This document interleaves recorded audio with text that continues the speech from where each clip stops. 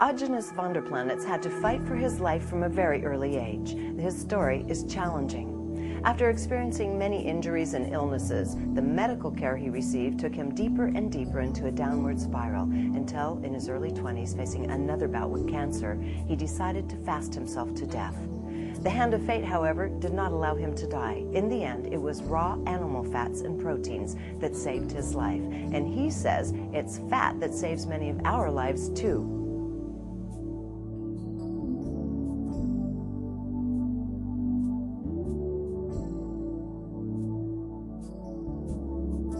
Agenus, this is really interesting sitting here with you. I've been trying to get together with you for about a year now, and if I were to look you up on the internet knowing nothing about you, I would find some of the most controversial information out there. You bring up a lot of fear in people because of what we're going to get into in a bit. Which is interesting, as I'm sitting here in your home and we're surrounded by lotus blossoms and bougainvillea and beautiful artwork, and it seems to me such a delicate being and beautiful heart is who you are. And yet at the same time, this perception of this primal element frightens people. So I want to get into who you are first, because you've had what most people would consider to be, certainly early in life, an extremely painful journey to get where you are now. Can you talk a little bit, just give your backstory a bit, if you don't mind, from childhood, just for a few minutes? Well, that's the only reason I'd probably be doing what I am and know what I know if I hadn't experienced what I experienced. And basically, I was born into a very violent household, so I was abused terribly, physically, not any sexual abuse, but violence. Beatings and the like. Beatings and harassment and putting the blame on me because I was autistic, and I was the scapegoat for a lot of things, a lot of issues. And I had a brother who was still in diapers when I was born, and he never forgave me for taking mother's attention away. Yes. As soon as I arrived from the hospital at birth, so he would push me on rusty nails, rakes, anything, because my mom was a nurse, so she'd rush me to the doctor or hospital, and I'd be getting a tetanus shot every, few months instead of, back then, a tetanus shot was supposed to last a year. Now they say it lasts 5 years. It all depends on how much money the pharmaceutical houses want to make. Right. Is how long something will last. Right. It's got nothing to do with science. Right.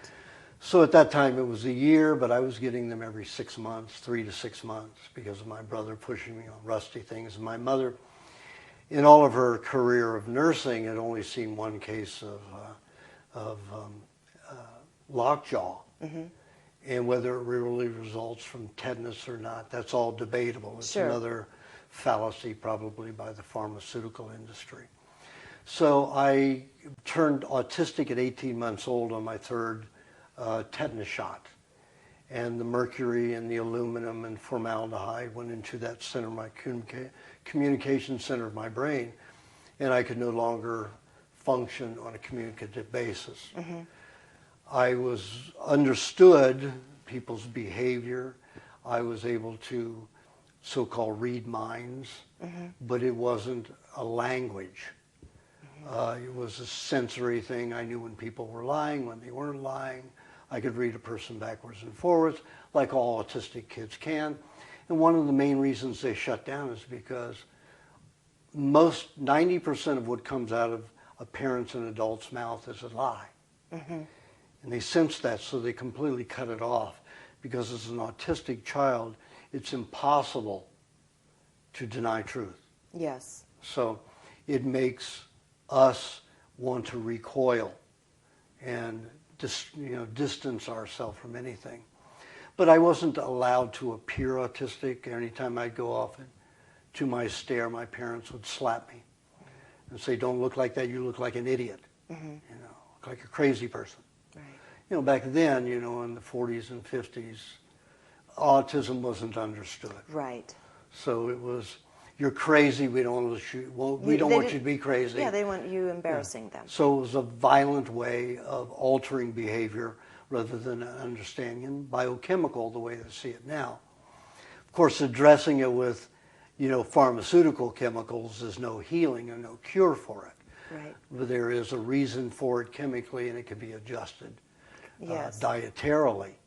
But meanwhile, your whole body started breaking down at a very early age. Well, because of all those early vaccines. Yes, tetanus shots, Shots. exposure to all the other things as well. Well, And the Mom was a violence. nurse, so anything that went wrong, it was a chemical Yeah. that she used. Even though she would always say, I don't like to give you aspirin because it's not good, you know, it's not that good for you. She would give us the stuff anyway. It was like a war in herself. Right. So she was always giving us penicillin galore. You know, and I was coming down with infections that would last 3 to 5 months. Yeah. So by the time I had 12 and a half or 12 years old, in fact, it was a week before my 12th birthday, I came down with a case of peritonitis, which was misdiagnosed as appendicitis. So they went in, found my appendix okay, and took it out anyway. The report said we're taking it out in case something causes problems. Preventative. Yeah. You know, it's Yeah. like if the medical and pharmaceutical industry don't understand something, then sure, it doesn't have a purpose on this planet. Right. You know, Right. so rip it out. Right. You know, and I've known it for 20 some years by my experimentation with, you know, with autopsies and examining tissue, and found that the appendix contained all of the bacteria, all of the chemicals that have ever entered the body, and what to do about them. So your body can react in 20, 40 minutes instantly on defending itself against that particular contamination. When you don't have an appendix, it takes 22 to 42 hours before your body's reacting properly, because it has to reanalyze everything. So it's kind of a first line of defense. It's a library. Yeah. Interesting. What to do. It's a library of what the body should do in the circumstance that this chemical re-enters the body. Library, appendix. This year, for the first time, a scientist, a MD scientist, medical scientist, came out with that same conclusion just this year. Wow. Interesting. And I've been saying it for 20-some years. Well, yeah, and I mean, you've been saying a lot of things for a lot of years that people still, at this point, are yet to catch up with. But, you know, to kind of get to it, you literally had so many life-threatening diseases by the time you hit 18. You had 19. You had blood cancer, bone cancer. You had it all, and you were really ready to check out. Yeah. Well, at 15 and a half, I got my third polio vaccine. It wasn't the Salk, it was the injection. And it gave me angina pectoris, which were heart attacks. Yeah. And it made me diabetic, juvenile diabetic. So I was taking insulin. Juvenile diabetes is irreversible according to the medical profession. So psoriasis, angina pectoris, all those things that I developed. But I was 19, I got an ulcer from being an alcoholic and a drug user, because I was so fatigued as a child. I used to sneak. By the time I was 8 years old, I started smoking with a nicotine high to give me energy. And I go at night into the kitchen and steal whatever coffee was left and pour it into a jar, put it under my bed, and I have to drink it in the morning to be able to get out of bed. And I was always in excruciating pain, so I couldn't play sports. I could barely move without severe pain. So by the time I hit 19 years old, I was drinking alcohol to help me relax at night, and taking Benzedrines and smoking 2 packs of non-filtered cigarettes daily, you know, to give me the pump and the high. So by the time I was 19, into my 19th year, I started vomiting blood because of an ulcer. The treatment for that gave me blood cancer, blood and bone cancer. Well, first they gave me a stomach ulcer because they went in and cut the vagus nerve to the stomach, put me in a state of an octogenarian who no longer secretes hydrochloric acid and will never digest proteins properly again. And then the treatment for that became cancerous. The treatment for that was radiation therapy. So they gave me blood and bone cancer, cauterized my spine, that if I tried to move just a few inches, I was in excruciating pain in my back. And then the treatment for that was chemotherapy, because they gave me the blood and bone cancer. And of course, I was an invalid. I was a worm on the floor because I couldn't move without excruciating pain. I was defecating and urinating all over myself on the floor. By 18, 19? 20 years old by 20 this years time. old by yeah, this 20. time. I was supposed to die at 21. All right, well, here we are, a number of years later, a few decades later, and you're alive and well. Yes. And now let's start talking about the journey of finding your own way. Obviously, the medical model wasn't working well for you. It's fair to say. And you were a very sensitive being, and you reacted to all of these things. And yet somehow you mustered some, not just curiosity, but intuitive strength in yourself to begin another type of journey. Let's talk about the healing journey. And we get into some pretty controversial stuff here. Well, the healing journey began with me dying. I was definitely going to die at a small house in Beverly Hills, 2-bedroom house. It was all wood flooring. And the reason I was in there, because even though I was autistic still, I would parrot language, but I had, like a lot of idiot savants, a talent for math. So I could write a computer program in a few hours that it could take them 6 months to a year to write. So the technical school that trained me, or used me, I should say, because they didn't have to train me. I was like, right. Dustin Hoffman in The Rain Man. I Yes. could look at a problem and not have to write out the formula to get it. I had the answer. So it was very easy for me. So I was a junior executive for Carte Blanche Corporation, Time DC, a trucking company, and sometimes IBM. I was farmed out. So I always had one of the professors with me to write out the curriculum, the flow chart, besides the design. He would write out the lettering and stuff to my programs. And, I was making a lot of money as an idiot. So I was making a lot of money, so I had a little small house in Beverly Hills, 2-bedroom, and I was living on there with no furniture in the living room, crawling around different areas of the floor. It was a long room, about 35 feet long. So I would defecate and urinate because I was in so much pain, I couldn't get on a pan or a pot or urinate into a bottle or anything like that, but on a rare occasion. So I was defecating, urinating all over myself, and then would pull myself, because I could only move my arms without excruciating pain, and crawl to some other area of the floor and just kept going around. And I refused to go to a hospice because I was autistic and people were dying there, and I didn't want to be around that. So 2 volunteers offered to come in and take care of me 3 days a week. So they would come, they would shop for me, and they would get for me is what I requested was, donuts and RC Cola, and they would pour it into a blender and blend it, because after the radiation therapy, all the bone around my teeth dissolved. right. So my teeth just dangled in my mouth. So biting on my own teeth, I would lose sometimes a half a cup of blood in a couple of hours.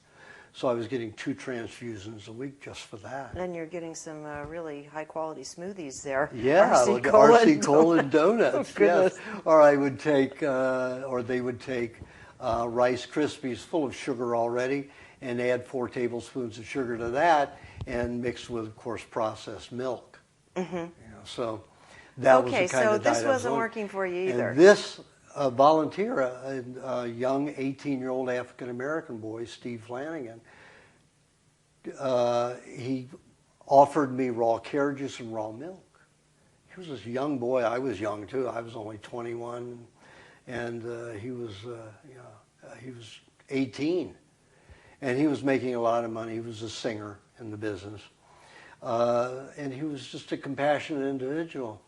Finally, I started drinking the carrot juice and the raw milk, and within 10 days of drinking that, my autism shut off. God, And I was amazing. able to understand language just like that. Of course, I didn't get well quickly. It took 2.5 years to regenerate the bone around my teeth before I could eat. I was not allowed to eat anything cooked because of the vagotomy. I was told that if I ate anything raw, whether it be banana or apple, I had to steam everything or I would die. Mm-hmm. So I was told, because I had said I was in danger of bacterial parasitical invasion, microbe invasion, because I had no hydrochloric acid to dissolve and kill things. that were bacterial, and that's the whole medical myth and now nonsense. Now at this with the raw milk and the raw carrot juice, you're getting getting better. live enzymes and you're getting better. Yes. Well, there are no such thing as a live enzyme. Enzymes are not alive; they're protein structures. Okay. Yeah, bacteria is alive, and our bodies are 99% bacterial. Yes. So every time you take an antibiotic, you're destroying. Let's say you take a 5-day cycle, you're destroying 1% of the body's bacteria, which reduces your activity, your functionality by 1%.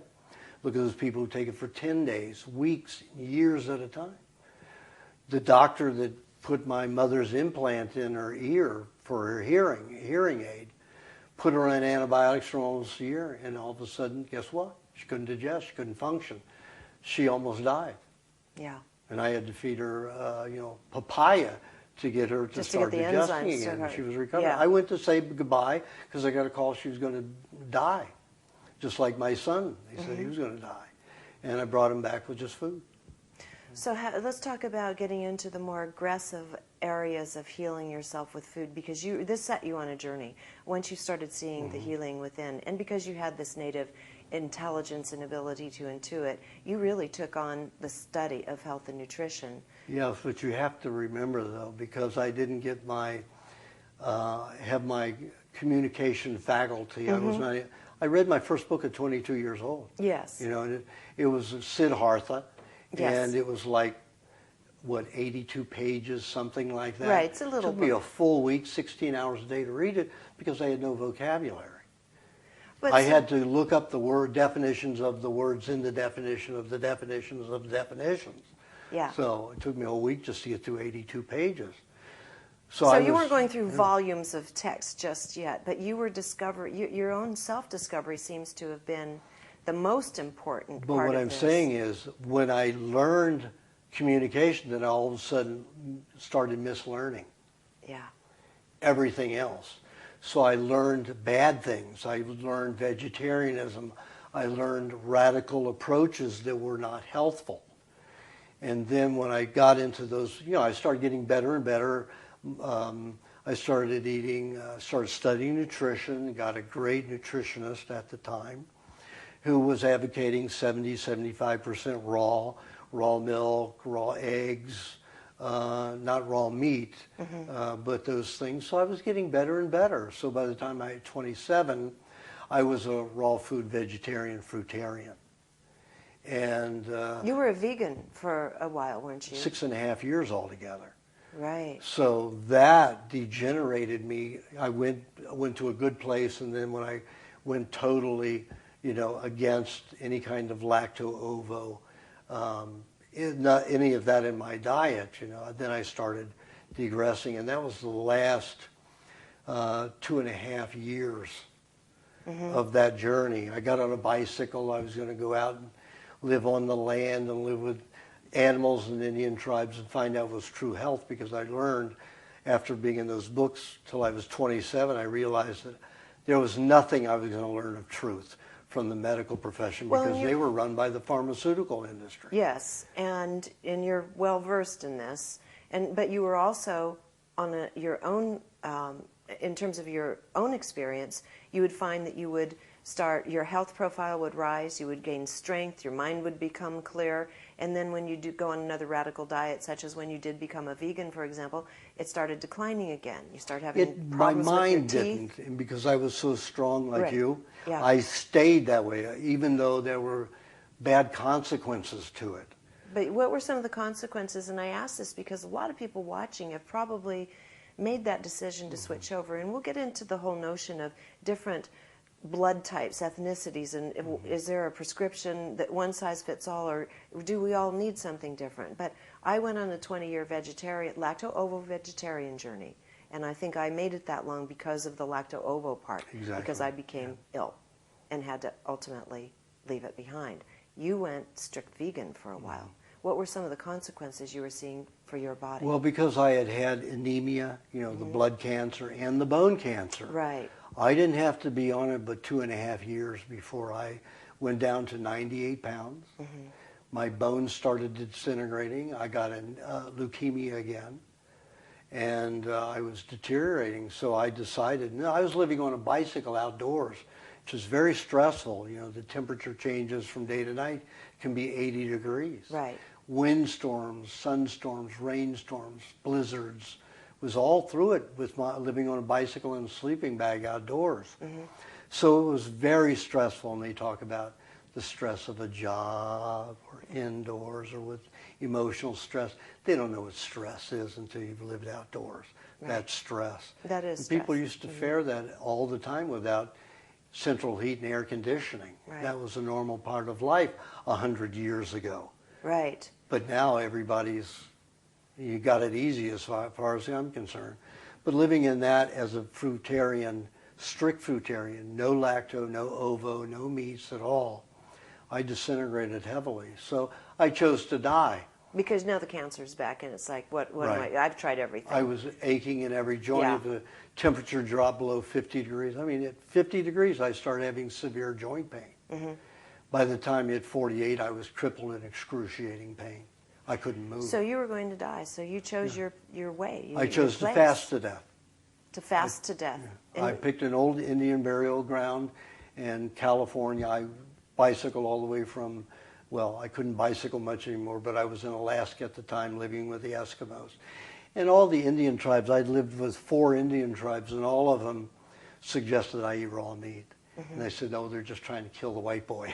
Revenge, you know, because again, I'd been brainwashed into believing, even though raw foods were good, with the vagotomy, which is the severing of the vagus nerve and no hydrochloric acid in the stomach, I would die. I would get a parasite and die. So this was heavily entrenched in your mind that if you ate raw meat, you were going to die. Correct. Of yes. poisoning. Exactly. But tell us this next part of the story. I was in this old Indian burial ground outside, you know, at the foothills of a mountain range, San Martinez mountain range in Thermal, California.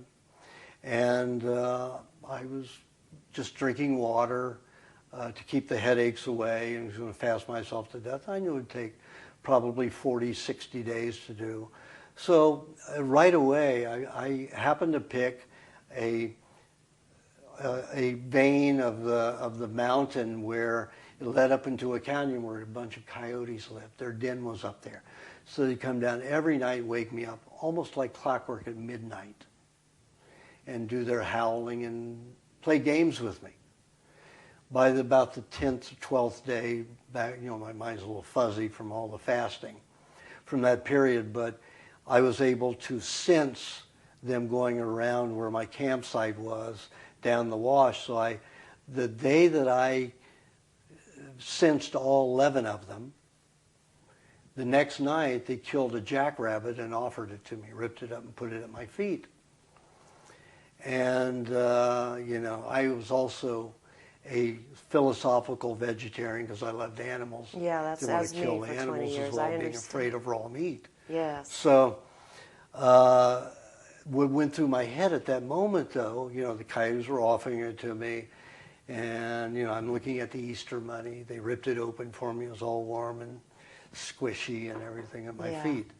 So this dialogue went through my head when I was probably about 10 years old. My brothers and cousins were going rabbit hunting.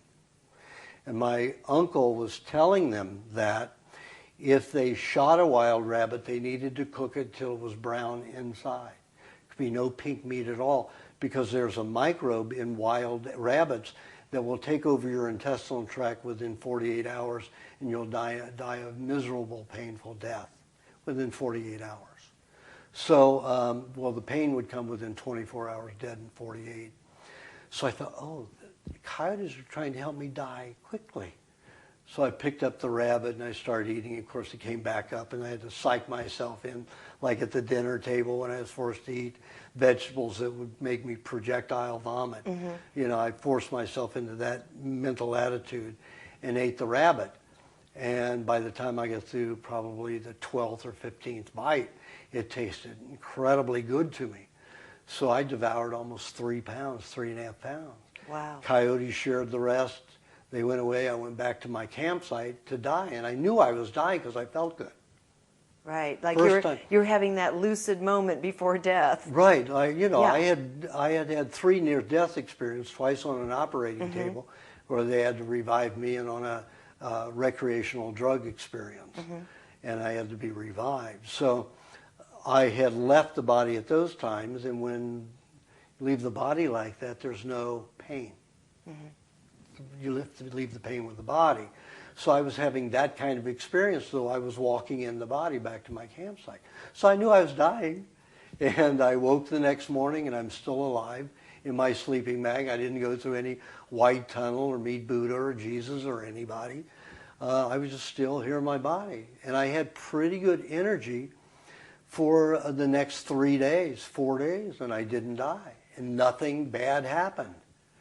So I said, Indians weren't lying to me at all. They were telling me raw meat. So I started, hunting, trapping chipmunks and birds and scorpions and tarantulas. I ate anything I'd get a hold of. I'd just break off the poison gland. Now, this is the part that scares people because it's so primitive. Well, if you go to Asia, yeah, you can find these things. You can find bats, you can find tarantulas. I've been there. Someone offered me a little Cockroaches ant tart. big, yeah, yes, right. I know that's very true. Eat those, but it's yeah. this Western perception. I mean, let's just stop here for one little moment before we go on, and I want to get into the politics and the rest of it. In that, if we go to the grocery store and we buy a steak and put it in teriyaki sauce, throw it on a grill, char the outside, leave it medium rare or rare on the inside, that's civilized. That's okay. But for you to trap these animals and to eat them, this is primitive. Raw. This is raw. This is frightening, even though rare meat is just about raw. It's barely even warmed. This psychological difference that frightens people so and creates a lot of controversy around you is, what is it that's happening there as an intuitive being in our psyche that we cannot handle? Well, it's our conditioning. We're taught to be afraid of everything, and it's the most absurd thing in the world. Look, I mean, we've had raw dishes throughout history. Steak tartare. Yeah, the French are chopped raw beef yeah. and raw egg. Right. Mixed together. And the Germans eat more than anybody else of steak tartare, even the French. And we have carpaccio, which is thinly sliced, completely raw meat. But when it's called carpaccio and it's served on a tray in a restaurant, it's one thing. Yeah. But you had to confront it directly, personally. Well, the very first raw food that I ate after eating the rabbit was a rattlesnake. And that was difficult because there were a lot of bones in it. And it does not taste like chicken, raw fish. I mean, it tastes like raw fish. Snake tastes like raw fish. So you were almost, in a sense, by circumstance, you needed to eat whatever you found and was available to you because you were on the land. And so over what period of time did you start really regaining some strength? Well, after, a week of trapping little things and eating them, there's just not much food. And I was 96 pounds. So I got on my bicycle, went to all the near local farms, and I was in a farming country. Lots of farmland, mostly dates and citrus fruit, but there were lots of people with farms, pigs, goats, cows milking. So I made deals with different farmers to milk their cows or goats, shovel manure, any work on the farms in exchange for all the food I wanted. So I was drinking a gallon of raw milk a day, eating anywhere from a stick to 2 sticks of butter a day, which is a quarter to a half a pound of butter a day, and chicken and eggs and everything I could eat. And within 2.5 months, I gained 50 pounds. Wow. And I looked like a scaled Arnold Schwarzenegger. The first time in my life that I had muscles. Before I was fat as a child, then I got very skinny once I became a diabetic. And this was a combination of eating all the raw fats, the raw proteins, but also you were doing some labor at the time. Yes. So you were using your body. Correct, which wasn't normal except for bicycling. So now you'd gone to die, and now you're looking like, as you say, a scaled Arnold Schwarzenegger over a relatively short period of time. Yes. What did you start focusing on after that? Because I know it wasn't too long after that you started giving nutritional advice. Right, a year later. Yeah. Yeah, I went back to Los Angeles, spread the word that raw meat was the answer, and everybody said, oh, you're going to get a brain fluke and you're going to be an idiot. And I said, I've been there and done that. Yeah, there you go. Been there, done that many times, for most of my life, 22 years. But this was the only thing that made me truly feel stable and well in my body, so I wasn't going to stop. But after 3 years of hearing, oh, you're going to get a brain fluke, I started fearing it. I said, oh, this next time, is that going to be the time that, I have a problem? Is that raw meat going to take over? And after 13 years of eating raw meat and 10 years of fear, I said, there's something terribly wrong here. I've got a vagotomy. Mm-hmm. I'm supposed to be deathly ill from eating anything raw. And here I'm eating raw meat for 13 years and I've never gotten diarrhea or vomit from it, ever. Mm-hmm. This doesn't make sense. So I went to the main medical universities looking for the experiments that prove the raw meat gives parasites, and there wasn't one. Yeah, we hear it was all salmonella, bacterial poisoning, where everyone's afraid of raw eggs, raw milk. Oh, you're going to get sick and die. The stats are something quite different. I mean, most of the salmonella poisoning that takes place is from cooked foods. Like Absolutely. What, 95, 96%? 99.999% is all from cooked food. Oh. Okay, let's get into that. Because I think we probably, we need to talk about a lot of things here. Let's get over that myth number one, that if you eat it raw, you're going to become ill from bacterial contamination, versus what actually happens when you cook the proteins. Well, I've explained it in my, diatribe on getting well and all of that, how 13 years without any illness or sickness from that. Mm-hmm. I had detoxifications, of course, of the chemo and radiation and everything else I had had prior to that. And how do I know that? I had my feces, urine, tissue analyzed, and it had the chemotherapy in it, high amounts of iodine in the radiation that was all given to me during radiation therapies. So I had justification. I had laboratory tests to prove it.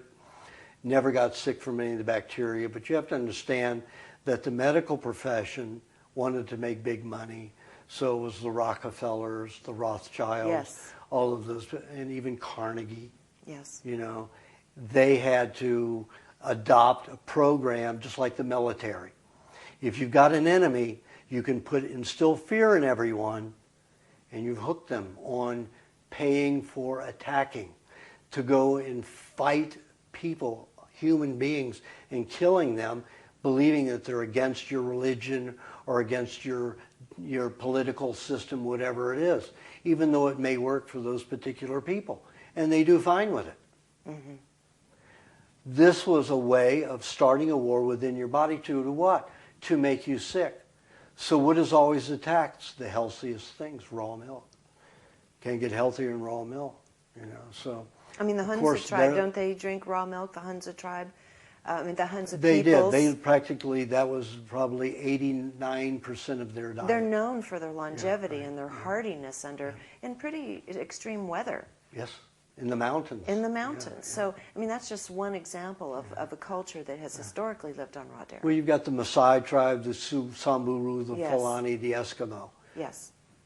100% disease-free as long as they stayed on their raw meats and raw milk. Right. So what happens chemically and what happens in our body's interaction with protein? Let's take dairy. When you pasteurize it and homogenize it, what happens to it? Well, I can tell you theoretically what happens to it. At 105 degrees, the enzymes become cauterized, so they no longer will help you form tissue and doesn't even help you digest it. Mm-hmm. By 112 degrees, you start destabilizing the vitamins. 122, you've completely cauterized and neutralized and destroyed all of the enzymes. By 123 to 27 degrees, you've completely incapacitated the vitamins. By 142 degrees, you've completely altered them into a state where the body can't even reconstruct them.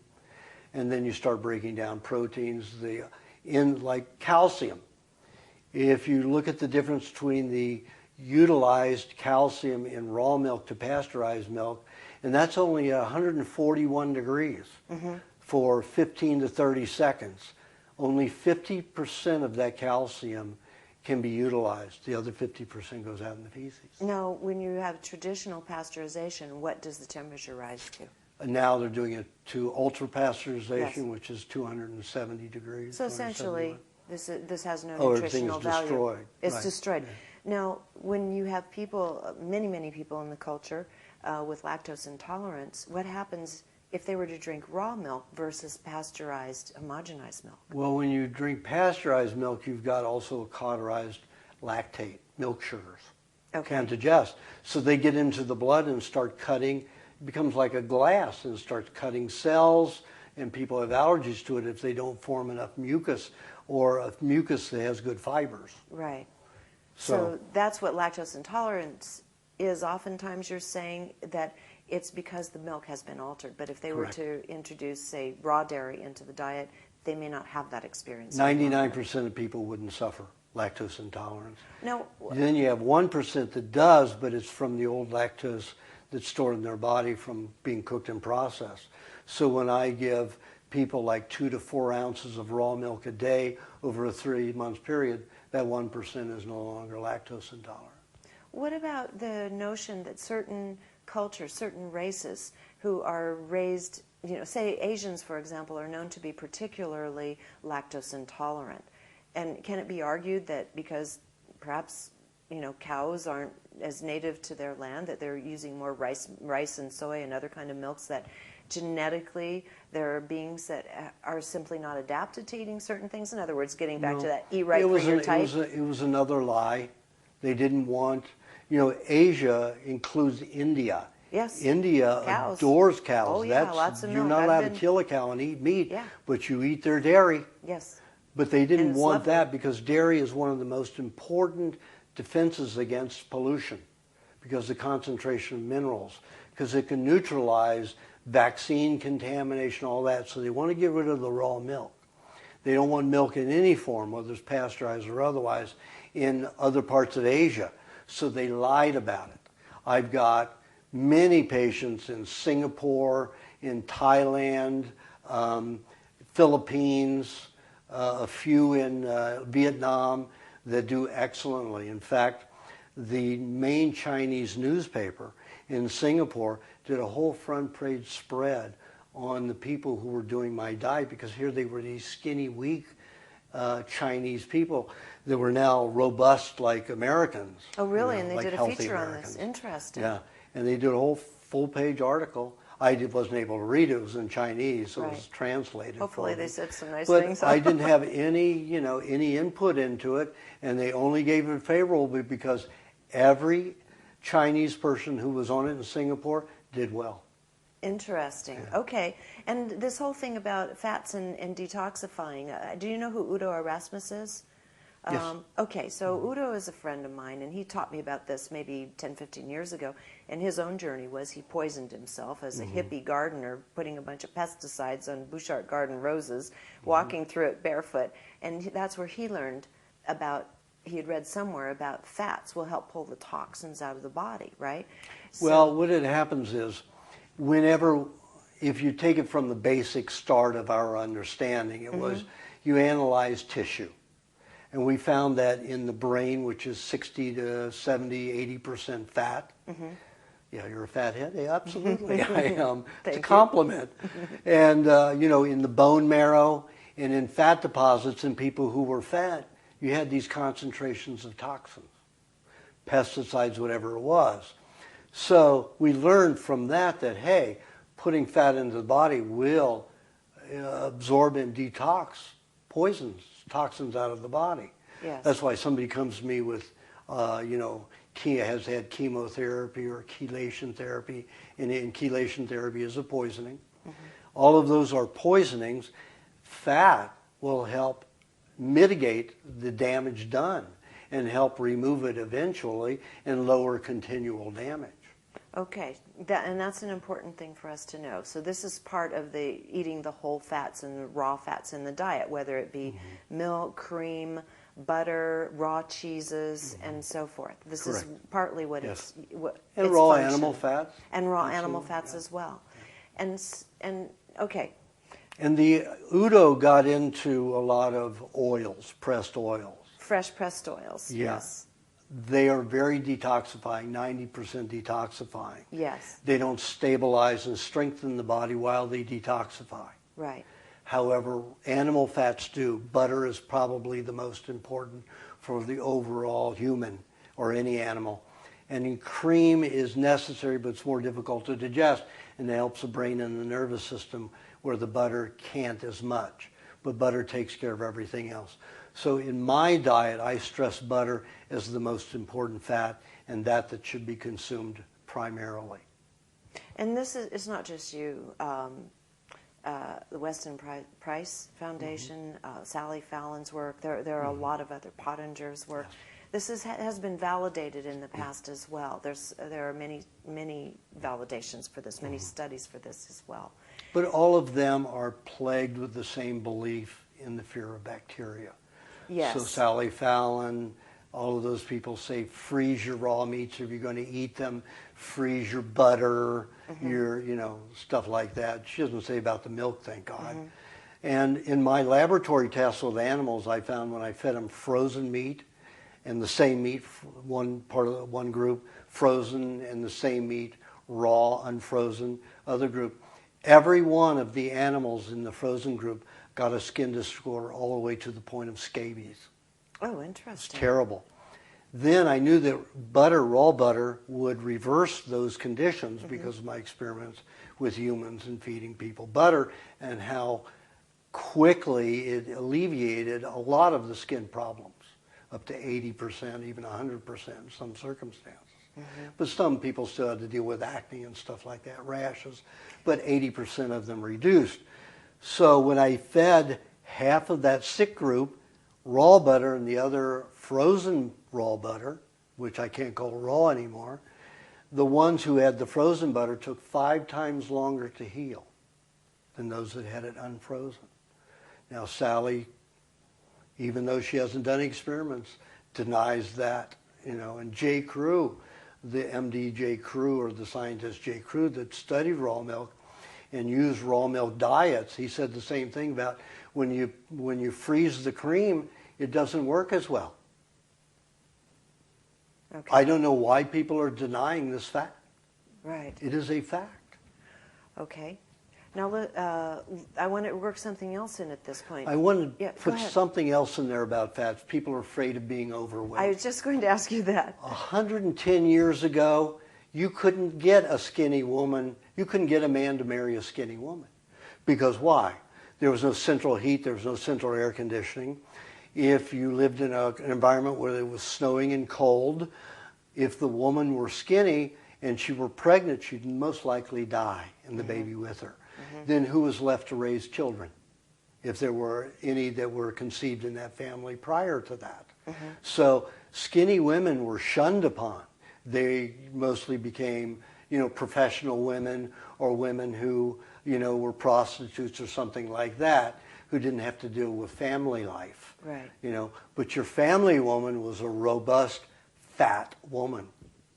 And that is still true in many cultures around the Absolutely, world today. absolutely. And yet, in the West, we certainly have been brainwashed into being phobic about ending up in that class of having extra pounds on the body.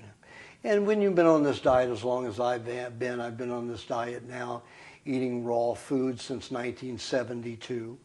So I'm nearing 40 years. However, I didn't start eating raw meat on a daily basis until 82. Yeah. So I've been doing this for 32 years, eating the raw meat. And drinking lots of raw milk and eating eating raw lots of butter, raw and butter, you have yes. no excess weight on you. I You're do. not, I have 18% body fat. But You you don't don't look see it. it. Well, you have to No. understand when you have a raw fat molecule, and it's integrated into our system for the fat for our bodies, it's a very tiny molecule.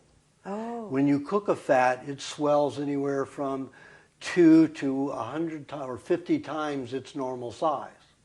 I would never guess you have 18% body fat. You 18% look body totally fat. just perfect. I look like really. an You look just athlete right. with, let's say, 8 to 10% body fat. Yeah, you do. Yeah.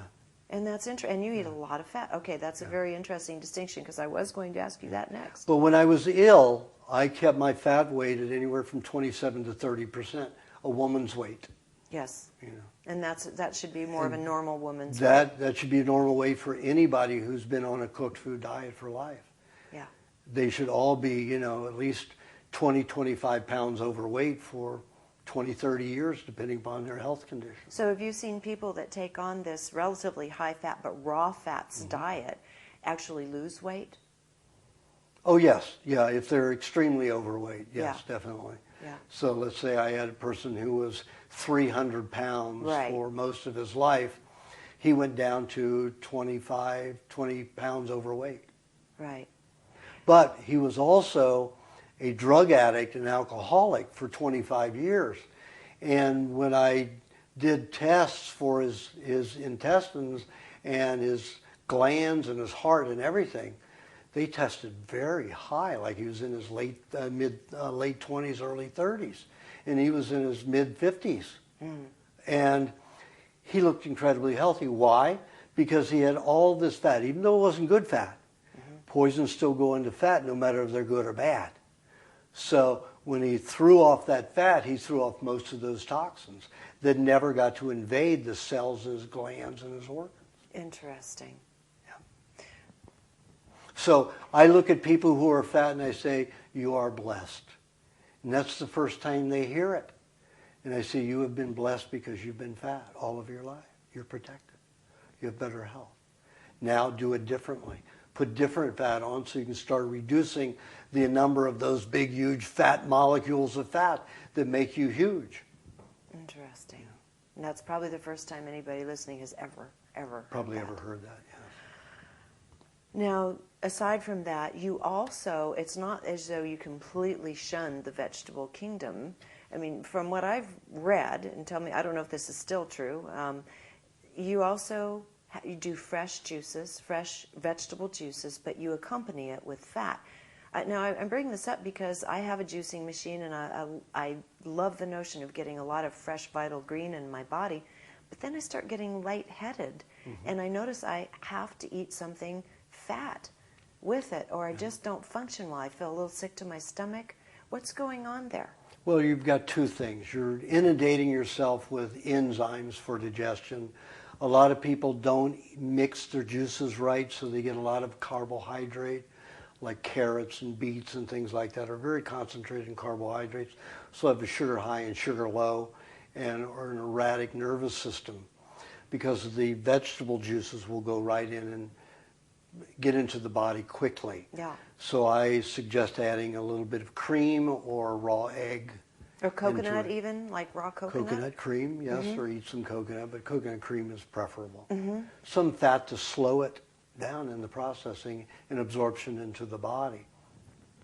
Well, vegetable juice I found is very important because a lot of people lack digestive enzymes and enzymes to get the body motivated. Instead of going to coffee or soda or caffeine or nicotine, anything like that, to give them a boost in the morning.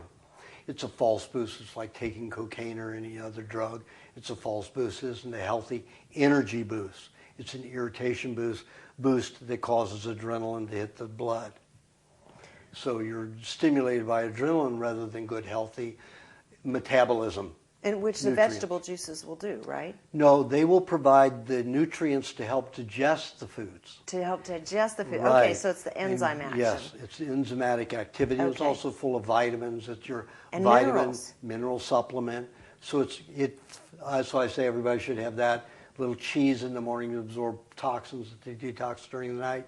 10 minutes after that, a vegetable juice with a little fat or egg in it.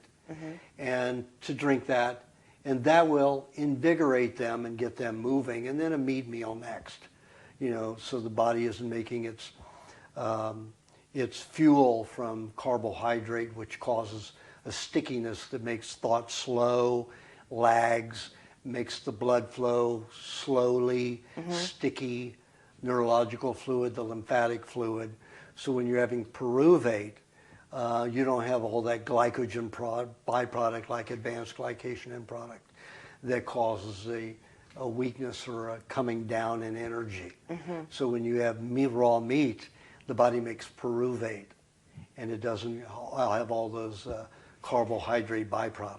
So, it kind of summarizing this area, it seems to me what happened is not only your body was able to heal itself to just an extraordinary level, but also you found your own disposition, your mental functioning more calm, more clear. Is that? Yes, and I've experimented with eating different foods at different times of the day with myself and literally thousands of people over the past 42 years or 40 years. So even when I was traveling on a bicycle, because I was a vegetarian, vegetarians have to be evangelistic. Yeah. So I was always telling people that they had to be vegetarians but eat raw food and be healthier. Yeah. So I was helping some people. Yes. They wouldn't go into the vegetarianism like I did it, but they'd start eating more raw foods and they would get healthier. And that's a good thing. Yeah, absolutely. But let's talk about the politics. I mean, I've heard radio interviews with you, and you're very well versed in a lot. Because one thing that comes up regularly is, first of all, get rid of the raw foods, get rid of the raw milk. And we're in the state of California where you can still buy raw milk, but it comes up. It seems almost every year it's threatened to bring it up in the state legislature to get rid of it. But it's not just raw milk. Everything. I know we don't have time to go into the Codex Alimentarius or any of that, and you have your own view on supplementation, but what, in the big picture, do you see happening on a governmental agency level? Well, the government is all run by corporations. Of course, your chemical industries are the biggest. All of the last 12 FDA heads were all either on the either a CEO on a pharmaceutical company or a chemical company, Dow, Monsanto, one of those, or they went to that position after they got out of office. No, they're pushing for a whole different agenda here. Oh yes, there's the chemicalization of humanity. Yeah. To me, what is happening is they want to make a lot of money. They want to keep control of people. So how do you keep control of people? You keep them procreating, keep them in credit, and you keep them unhealthy. Okay? They'll always be in fear of something because they're not going to be well. They're not going to be stable mentally or emotionally. So if they can't get foods that help them calm and relax and be at peace, they're going to be running to a doctor, especially with commercials that are all over, lying, deceitful, completely fraudulent commercials that the government completely ordains.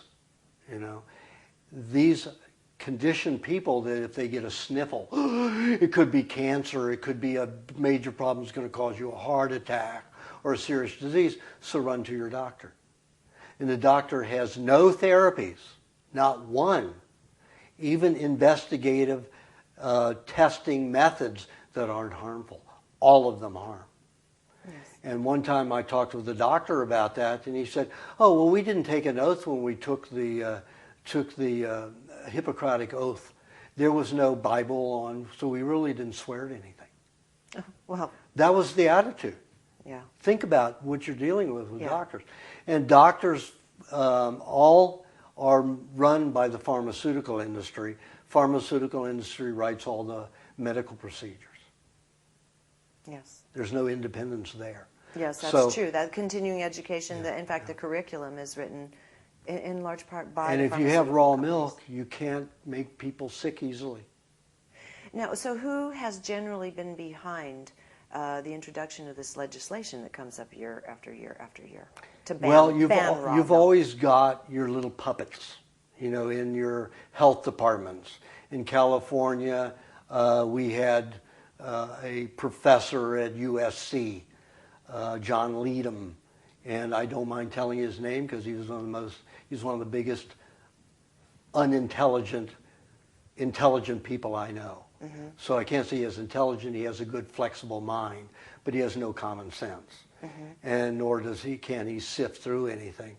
He headed it for a long time, and he became the president of the the Los Angeles County Medical Milk Commission, and he vowed to outlaw raw milk. Mm-hmm. Well, I got together with a lot of information, and I wrote a report that Dr. Douglas allowed me to use 80% of his information and 20% of my research. And I wrote a report that he allowed me to author. Mm-hmm. And that was used to get the law changed in California to the point where, guess what? In Los Angeles County, where we didn't need the Medical Milk Commission anymore. So he lost his job because we got rid of the commission. Mm-hmm. Good. Congratulations. Thank you.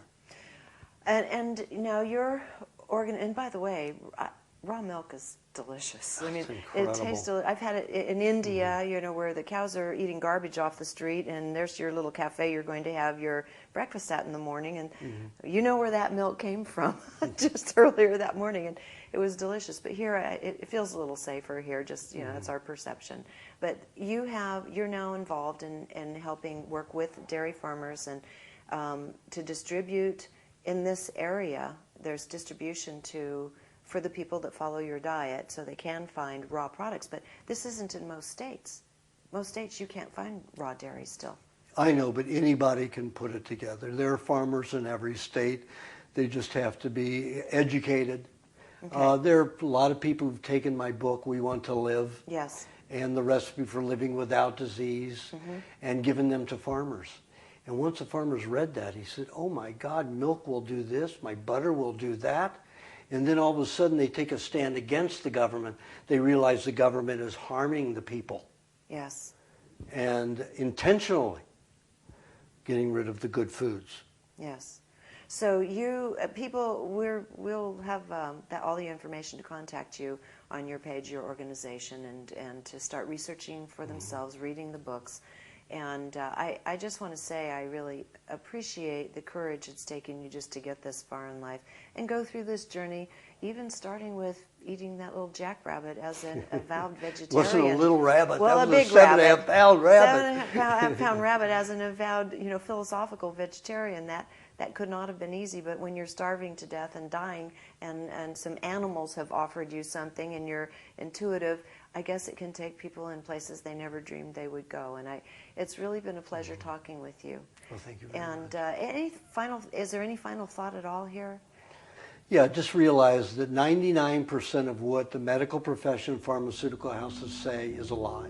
Do just the opposite, exactly the opposite, and you will be right. On that, thank you very much, Argenis. You can purchase a copy of Argenis's books, We Want to Live, The Primal Diet, and The Recipe for Living Without Disease at Amazon and other major booksellers. Until next time, thanks for watching CMN.